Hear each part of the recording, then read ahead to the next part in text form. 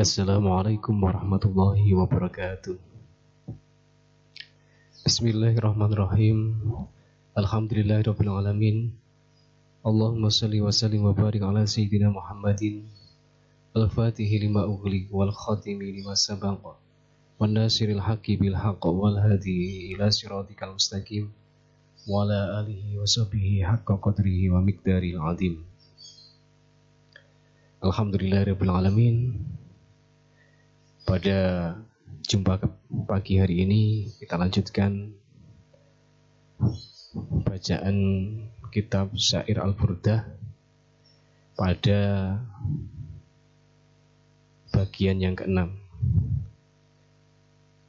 Bismillahirrahmanirrahim.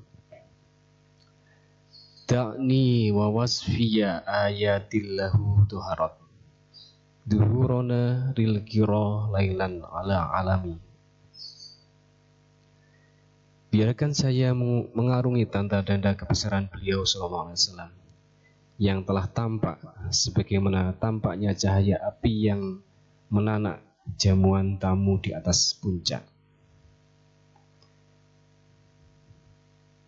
Mengarungi tanda-tanda kebesaran beliau sallallahu alaihi wasallam. Kita semuanya perlu mengarungi tanda-tanda kebesaran Nabi Muhammad sallallahu alaihi wasallam. Supaya apa? Ya, supaya kita mengerti dan semakin mencintai Rasulullah SAW. Faddurru jazdadu husnau wahwa muntadimun walaysa yankusu qatran ghairu muntadimi. Mutiara yang diuntai semakin bertambah indah. Namun mutiara Muhammad SAW tiadalah pernah berkurang sedikit pun nilainya walaupun tanpa diuntai. Pada umumnya keindahan itu kalau sudah dirangkai atau diuntai dibentuk sebuah kalung sehingga tampak indah karena telah dirangkai. Namun mutiara Muhammad ini tanpa diuntai saja sudah tidak kurang keindahannya, apalagi diuntai. Artinya apa? Mutiara Muhammad ini keindahannya sangat luar biasa. Sangat indah sekali. Fama tatawalu amalul madihi ila ma fihi min karamil akhlaqi wasyiyami. Seseorang yang benar memuji beliau sallallahu alaihi wasallam tiadalah akan mampu menguraikan sesuai dengan keinginan hatinya karena tingginya kemuliaan perangai beliau dan sifat-sifatnya yang terpuji. Jadi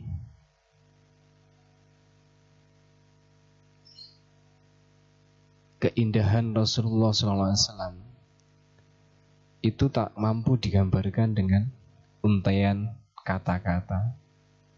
Jadi tidak cukup untaian kata-kata untuk menggambarkan keindahan Rasulullah SAW. Karena apa? Karena saking tingginya kemuliaan akhlak Nabi Muhammad SAW, sifat-sifatnya yang begitu sangat terpuji. Ayatu hakim minar rahmani muhdasatun qadimatun sifatul mausufi bil qidami. Ayat-ayat kebenaran telah datang dari Allah yang maha pengasih, yang diberitakan sejak dahulu kala sebagai sifat yang diberikan oleh Allah yang maha dahulu. Ini wahyu telah datang ketika Rasulullah diangkat menjadi Rasul. Lam taqtarin bizamanin wahya tukhbiruna anil ma'adi wa an adimu wa an irami. Ayat-ayat yang tidak terbatas waktunya yang memberitakan kepada kita tentang akhirat kaum Ad dan Iram. Karena Al-Quran wahyu Allah yang diturunkan itu sebagai penyempurna kitab-kitab samawi sebelumnya.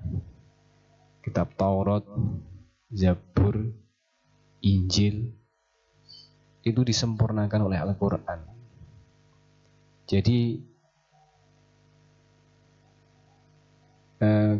kesempurnaannya itu dari zaman ke zaman, dari zaman ke zaman. Tidak ada terbatas dengan waktu. Relevansinya untuk sebagai pedoman hidup manusia itu dari zaman ke zaman hingga saat ini itu sangat relevan sekali dan pas sekali untuk pedoman hidup bagi manusia. Damat ladaina fafaqat kulla mu'jizatin minan nabiyyina idja'at walam tadumi. Ayat-ayat Al-Quran akan abadi di tangan kita dan melebihi semua mukjizat yang dimiliki para nabi sebelumnya. Karena mukjizat para nabi datang sementara, bukan selamanya. Ini spesialnya Al-Quran ya. Ini mukjizat yang dimiliki Rasulullah yang terbesar, yaitu Al-Quran. Ketika sudah turun, itu kekal abadi selama-lamanya. Bukan temporer, bukan mukjizat yang sepertinya sebuah kesaktian ya, yang terlihat sebuah kesaktian atau sesuatu yang tampak di luar nalar, tetapi itu cuma sekejap saja. Tapi Al-Quran tidak. Ini untuk selamanya mukjizat ini, untuk berlaku untuk kita selamanya. Muhkamatun fama yubkina min subahin lidhi sikoki wala yabghina min hakami.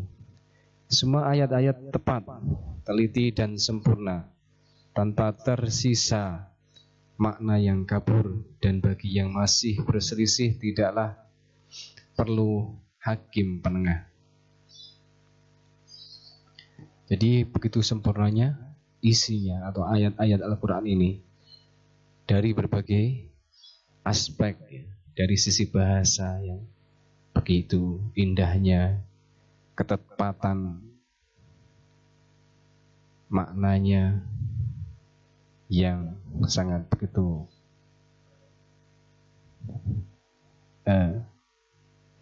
luar biasa ya, nilai sastranya yang begitu tinggi. Dengan ayat Al-Quran itu, jika ada berselisih, dikatakan dalam sebuah syair ini, tidaklah perlu hakim penengah. Jadi tidak perlu ada hakim, karena Al-Quran ini sungguh sangat luar biasa ya. Jadi tidak ada yang perlu diperselisihkan tentang Al-Quran, bahkan tafsir atau maknanya. Ma khuribat qattu illa adamin harabin a'dal a'adi ilaiha mulkiyas salam. Ayat-ayat Al-Quran tidak pernah bisa dibantah sama sekali. Bahkan mereka yang membantah akan sadar dan tunduk kembali kepada ayat-ayat Al-Quran. Jadi tak terbantahkan ya, argumen siapa saja. Bahkan pada zaman Rasulullah itu ada muncul tuduhan bahwasanya Quran itu adalah buatan Nabi Muhammad. Itu syairnya Nabi Muhammad. Syairnya Nabi Muhammad. Jangan percayai. Sehingga yang berkata itu ditantang oleh wahyu Allah. Kalau itu buatan manusia atau buatan Muhammad, cobalah kamu buat satu syair saja untuk menandingi Al-Quran itu. Ternyata apa? Mereka tidak mampu ya, tidak mampu, tidak bisa. Seindah syair apapun, seindah kata-kata apapun, tidak ada yang bisa membandingi Al-Quranul Karim, wahyu Allah Subhanahu wa Ta'ala. Meskipun di dunia ini mungkin banyak orang yang bisa berkata-kata indah, kata-kata mutiara, mereka itu merujuknya kepada Al-Quran dan Sunnah Rasulullah SAW. Tanpa bermuara kepada Al-Quran dan Sunnah itu tidak akan ada keindahan itu. Tidak pernah akan ada keindahan itu. Jadi memang Al-Quran itu memberikan kekuatan cahaya, kekuatan keindahan, kekuatan apapun yang bisa diserap atau bisa ditangkap oleh manusia. Subhanallah, Maha Suci Allah. Wahyu Allah begitu hebat, begitu indah dan sangat suci. Raddat balaghatuha da'wa mu'aridiha. Raddul huyuri yadal jani anil harami. Kesempurnaan sastranya, kesempurnaan sastra ayat-ayat Al-Quran yang fasih dapat menghantam tuduhan orang-orang yang menentangnya, sebagaimana hantaman seorang pencemburu kepada orang penjahat yang mengganggu istrinya. Ya, seperti yang saya kisahkan tadi. Laha ma'anin kamaujil bahri fi madati wa fawqa jauharihi fil husni wal qiyami. Ayat-ayat Al-Quran yang memiliki makna-makna yang sangat luas bagaikan gelombang lautan samudera, dan keindahan mutiara-mutiaranya pun jauh lebih indah dan lebih berharga. Tiada bandingannya. Al-Quran patut, kalau kita sebagai orang beriman itu, ketika Al-Quran dibacakan itu, maka bergetarlah hati, kemudian tambahlah iman di hati. Itu seharusnya kalau kita selaku orang beriman, ketika Al-Quran dibacakan, maka hati ini akan bergetar, kemudian menyebabkan semakin kuatnya iman kita.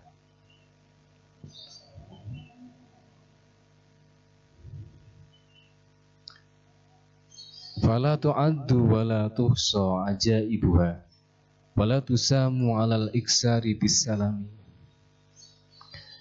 Mukjizat Al-Quran tidaklah dapat dihitung jumlahnya, dan jika lebih sering dibaca atau dikaji lebih dalam tidak akan pernah menjemukan. Jadi Al-Quran ini mukjizatnya sangat banyak sekali ya. Begitu banyaknya mukjizat Al-Quran ini, atau keutamaan, atau apa yang ajaib, apa yang mungkin bisa dikatakan di luar nalar.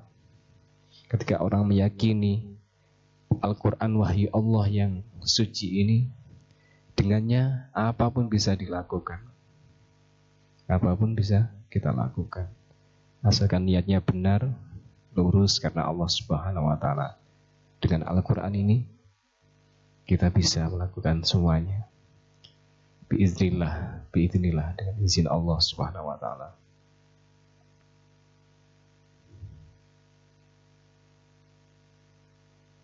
Ya. Ketika kita mengkajinya, membacanya, mempelajarinya, itu tidak pernah akan habis. Ketika semakin kita kaji, maka semakin asik saja. Tidak pernah membosankan atau menjemukan. Itulah keistimewaan daripada Al-Quran. Qarraz biha ainu qariha faqultu lahu laqad dhufirta bihablillahi fa'tasimi. Orang-orang yang membaca ayat-ayat suci Al-Quran akan terasa sejuk matanya, sehingga aku katakan kepadanya, sungguh kamu akan beruntung dengan Allah, maka berpegang teguhlah padanya. Jadi orang yang hidupnya berpegang teguh kepada Al-Quran, senang membacanya, senang mempelajarinya, tidak pernah bosan, tiada hari tanpa membaca Al-Quran, mengkaji dan mempelajarinya. Setiap hari bergelut, berpegangan kepada Al-Quran. Jadi Al-Quran begitu istimewa di kehidupan seseorang, maka dia sangatlah beruntung. Sangatlah beruntung, apalagi tidak aja secara fisik dekat, akan tapi juga pada makna yang lebih luas, yaitu apa yang kita kerjakan, apa yang kita ucapkan, apa yang kita lakukan itu berdasarkan Al-Quran, sesuai apa yang ada di dalam Al-Quran, sebagaimana akhlak Rasulullah SAW itu adalah Al-Quran. Maka semampunya kita menjalankan Al-Quran itu, atau menuangkan dalam kehidupan kita sehari-hari isi pada Al-Quran. In tatsluha khifatan min harrina rilado adfa'ta harrolado min wirdiha syabihi. Jika engkau membaca ayat-ayat Al-Quran karena takut panasnya api neraka, maka dengan membacanya setiap hari akan dapat memadamkan panasnya api neraka sehingga menjadi sejuk.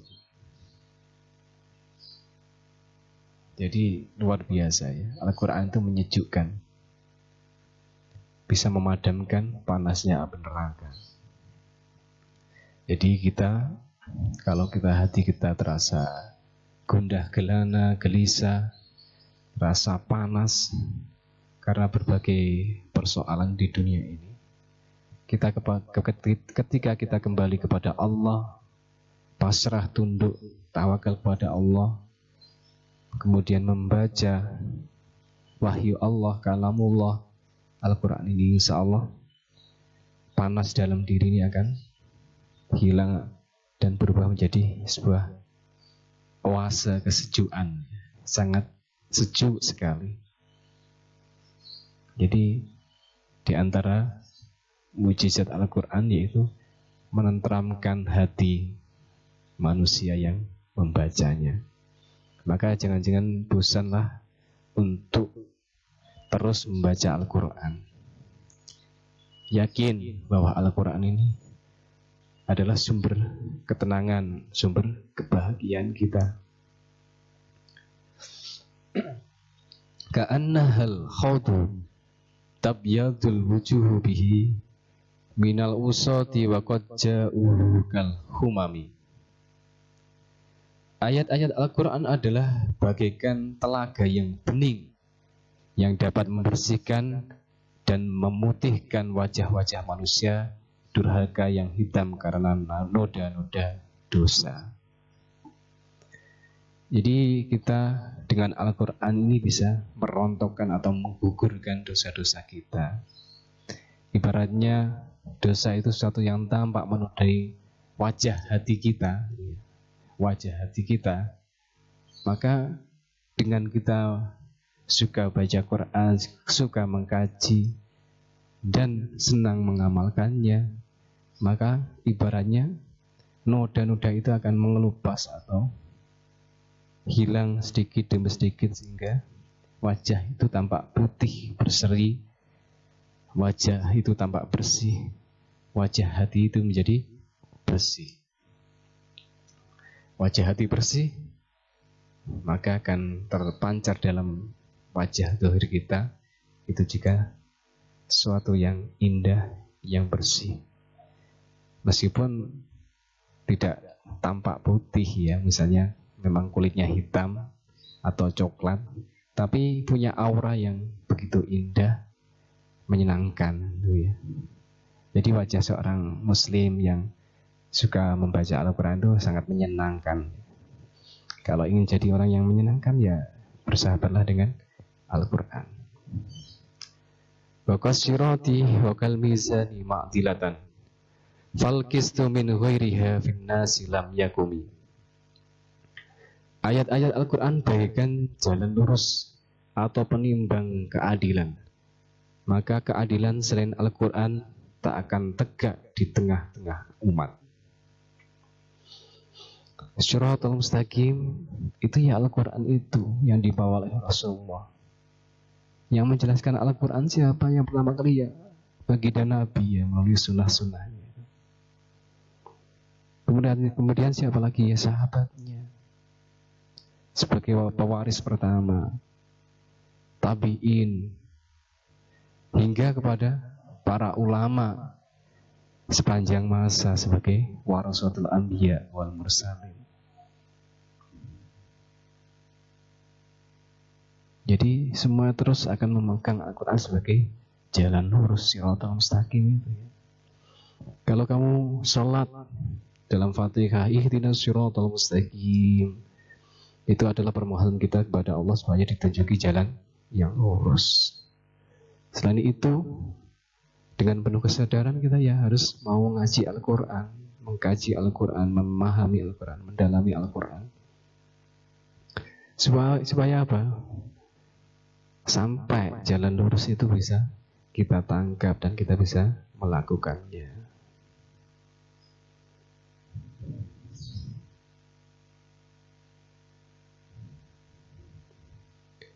La ta'jaban li hasudir roha yunkiruha tajahulan wahya ainul hadikil fahimi. Janganlah engkau heran jika ada seorang penghasut mengingkari ayat-ayat Al-Quran. Mereka itu hanya pura-pura tidak tahu, padahal sebenarnya hati mereka tahu dan mengerti keagungan Al-Quran. Apa ya? Itu kan orang munafik itu diliputi sifat kesombongannya. Dia dikalahkan oleh setan yang melabuinya. Jadi mereka sesungguhnya tahu Al-Quran itu sungguh luar biasa. Dari segi manapun dia memandang melihat Al-Quran itu tak tertandingi. Tapi mereka malah sibuk mencari sudut-sudut kelemahan atau kekurangannya yang nggak ketemu. Ini wahyu Allah kok. Tidak akan ketemu. Ada orang yang ingin menjatuhkan Al-Quran, melemahkan Al-Quran. Ya mental, tidak ada yang bisa. Tidak ada yang bisa sampai sejak Rasulullah hingga saat ini, gak ada yang bisa melemahkan Al-Quran. Dari segi manapun dia akan berargumen, maka dia pasti akan kalah. Qatun kirul ainu do'a syamsi min ramatin wa yankirul famu ta'mal ma'i min sakomi. Memang kadang-kadang mata yang sakit tak sanggup memandang cahaya terang matahari. Sebagaimana juga lidah seorang yang sakit tidak bisa merasakan segarnya air tawar. Ini orang-orang yang diibaratkan orang-orang yang sakit itu, yang paham sebenarnya Al-Quran itu benar, tetapi tidak menerima kebenaran Al-Quran.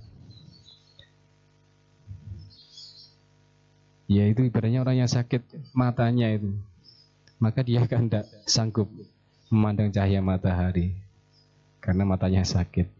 Atau mungkin orang yang sakit sariawan itu, dia tidak akan merasakan nikmatnya apa yang diminum, entah itu susu, madu, teh atau kopi, karena mulutnya sariawan yang sangat, maka dia tidak merasakan enaknya minum.